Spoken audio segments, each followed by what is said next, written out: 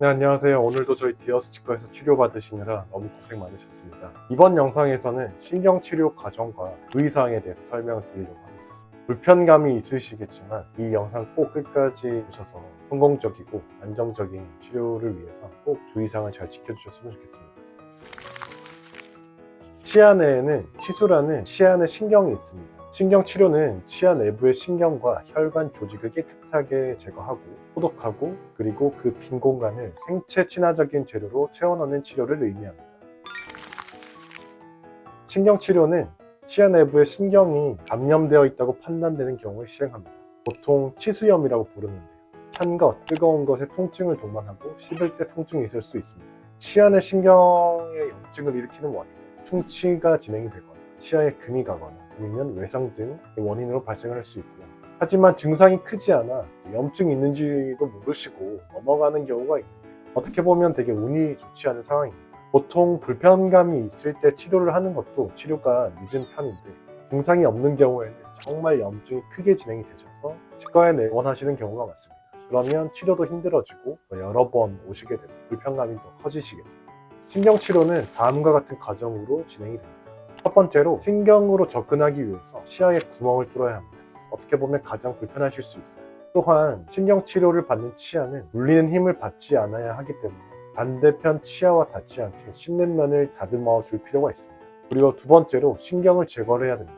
뿌리 끝까지 신경관의 길을 찾고 그 내부를 기구, 우리가 파일이라고 부르는 기구를 통해서 신경 조직을 물리적으로 긁어내서 제거해 주셔야 합니다. 세 번째로 소독을 하셔야 되는데요. 남아있는 내부의 신경 잔사들을 제거하기 위해서 소독액을 넣어서 내부를 한 번 더 소독해줍니다. 큰 틀로 보면은 물리적으로 파일을 이용해서 신경을 제거를 하고 내부의 조그마한 찌꺼기들을 소독액을 통해서 깨끗하게 소독을 해주는 거죠. 그리고 마지막으로 신경관을 충전을 해야 합니다. 내부가 깨끗하고 통증이 없는 경우에 내부에 다시 세균이 침투하지 못하도록 생체 친화적인 재료를 사용하여서 내부를 꼼꼼하게 밀폐를 해주셔야 됩니다. 다음으로 주의사항입니다. 신경치료를 시작하셨다면 다음 사항을 꼭 기억하시고 지켜주셔야 합니다. 첫 번째로 통증이 있으실 수 있습니다. 신경치료는 치아 내부 신경을 제거하는 과정이기 때문에 욱신거리는 통증이 있을 수 있습니다. 통증이 심하시다면 타이레놀이나 저희가 처방드린 약을 복용해 주시면 통증 완화에 도움이 돼요. 그리고 이런 통증은 보통 하루, 이틀 정도면 조금씩 완화되는 편입니다. 치아 내부 상태에 따라서 통증이 심하고 그다음에 붓는 경우가 있어요. 염증이 심했던 치아의 신경치료를 하는 도중에는 이런 증상이 간혹 발생할 수 있습니다. 보통 내부의 압력 때문에 통증이나 일들이 발생할 수 있는데 약을 드시고도 조절이 안 된다고 하시면 다음 내원 약속 전에 치과에 연락하셔서 오셔서 소독을 받으시면 빠르게 통증이나 증상이 완화되시니 참지 마시고 치과로 꼭 연락을 부탁드립니다.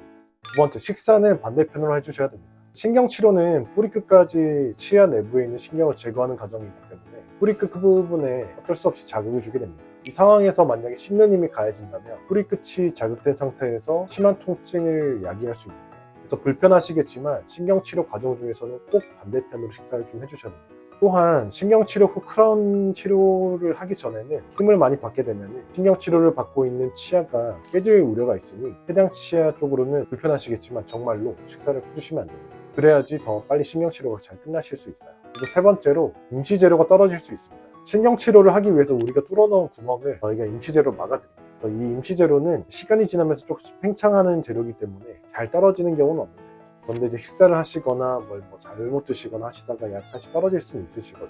이게 완전히 떨어진 경우에는 내부가 오염될 수 있기 때문에 치과에 오셔야 되지만 부분적으로 탈락된 경우에는 크게 문제가 되지 않을 수 있습니다. 그래서 만약에 임시재료가 떨어지신 경우 가능하시다면 입안을 사진으로 찍으셔서 저희 치과에 카톡으로 보내주시면 내원을 하셔야 될지 아니면 원래 약속때 오셔도 될지를 저희가 더 편하게 안내드릴 수 있을 것 같습니다. 양치질은 똑같이 하셔도 됩니다. 신경치료를 받는 치아 쪽에 양치질을 하시면 안 되는 줄 아시고 관리를 잘 못하시는 분들이 계시거든요. 양치질은 동일하게 진행하셔도 됩니다. 하지만 치실을 너무 세게 사용하는 경우에는 임시재료가 탈락을 할 수 있기 때문에 치실 사용은 좀 조심해서 부탁드립니다.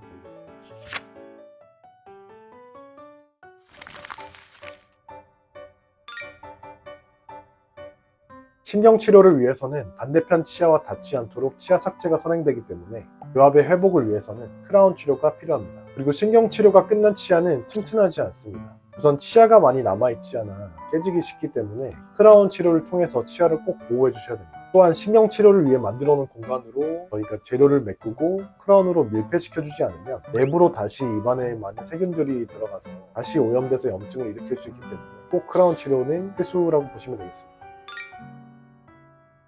신경치료를 마무리하는 작업은 제거된 신경관을 잘 밀폐해주는 것입니다. 신경치료를 마무리하는 과정에서 뿌리 끝으로 약재가 살짝 넘어가면서 자극이 될 수도 있고 또 그 느낌과 통증이 일시적으로 남아있을 수 있습니다. 보통 이런 것들은 한 달이나 2달 내에 호전되시기 때문에 너무 걱정하지 마시고요. 만약에 그 이상으로 계속 통증이 있다고 하시면 치과로 꼭 문의를 부탁드립니다.